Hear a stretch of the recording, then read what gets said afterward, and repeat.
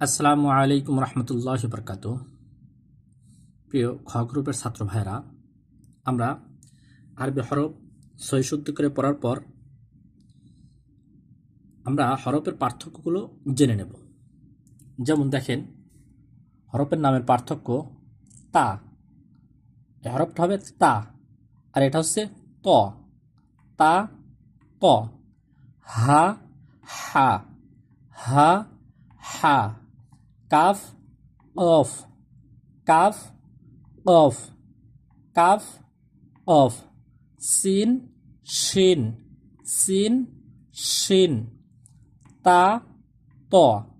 হা হা, কাফ অফ, সিন শিন। তারপরে দেখেন, সদ তদ ত ল গইন খ অফ।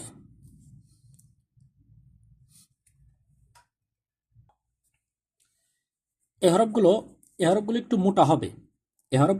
মোটা হবে। সদ দদ ত ল গইন খ অফ। একটু মোটাভাবে পড়বো আমরা, ঠিক আছে?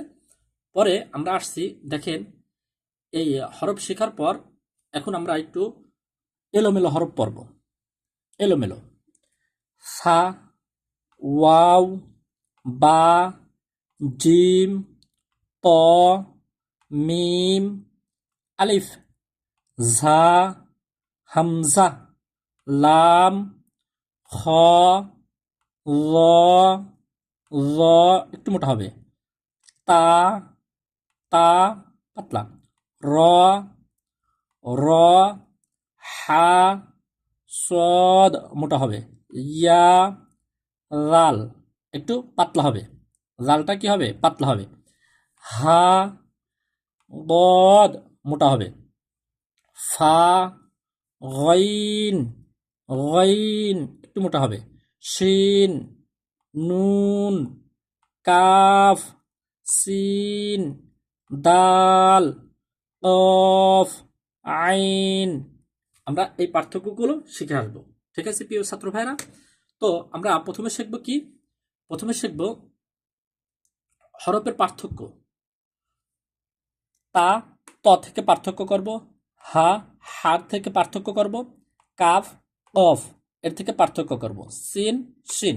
পার্থক্য শেখার পরে মোটা 7টি হরফ শিখব: সদ, দদ, ত, ল, গইন, খ, কফ। তারপরে এলোমেলো হরফগুলো আমরা শিখে আসবো। সুন্দর করে শিখে আসবো, ঠিক আছে? আসসালামু আলাইকুম রহমতুল্লাহ।